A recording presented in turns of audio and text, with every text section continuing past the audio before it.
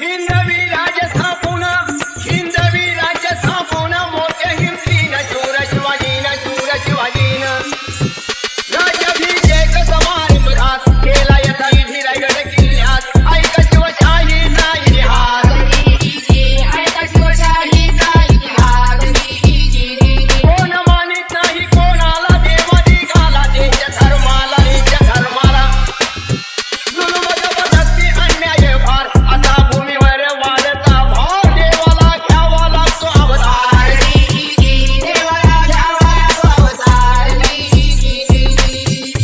या न्यायाने